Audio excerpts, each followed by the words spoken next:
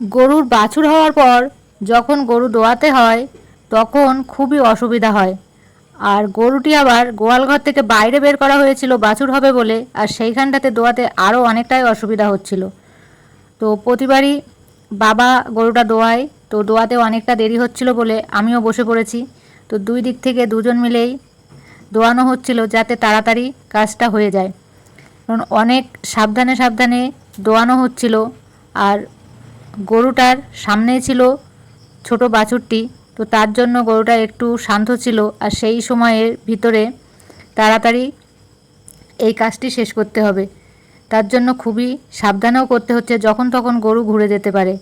তো অনেক দিন গরুর দুধটা বন্ধ ছিল, তারপরে গরুর বাছুর হয়েছে। আর বালতিটাও পাশে রাখা যায়নি, বালতিটা আরেক পাশে সরিয়ে রাখা হয়েছে। তো গরুটা দোয়ানো হচ্ছে আর তারপর সেই দুধটা এনে তাই বালতিতে আবার ঢালতে হচ্ছে, কারণ পাশে রাখলে গরু যখন ঘুরে যাবে তখন ঝম করে বালতিটা পড়ে যেতে পারে, সেজন্য পাশে সরিয়ে রেখেছি। আর এই যে প্রথম দুধটা হয়, এই দুধটা খুবই গাঢ় হয়,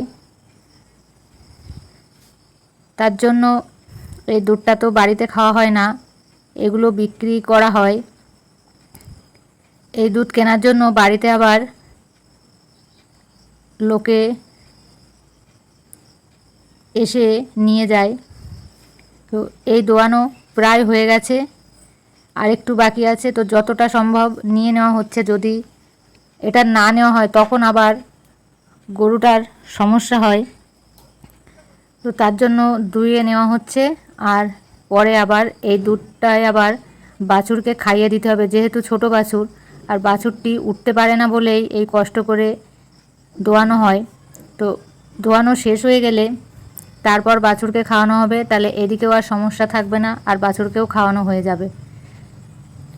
তো অনেক দিন পরই আবার এই একটা কাজ বেড়ে গেল, আবার এই গরুকে খেতে দিতে হবে, গায়ে দোয়াতে হবে।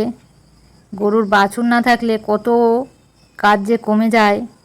আর এই গরুর বাছুর হয়েছে, এবার সারাদিনই প্রায় গরুর পিছনে থাকতে হয়, অনেকটাই সময় দিতে হয় গরুর পেছনে কাজ করতে।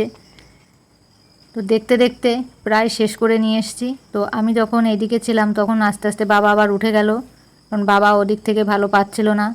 আর গরুটা যেহেতু অনেকটাই ঠান্ডা হয়ে দাঁড়িয়েছিল, তার জন্য আমি এপাশ থেকে শেষ করলাম, আর বাবা তার আগে উঠে গেছিলো। এবার আপনারা কমেন্ট করে জানাবেন, এই যে বালতিতে দুধটা ঢালা হয়েছে এই বালতিতে কতটা দুধ হতে পারে।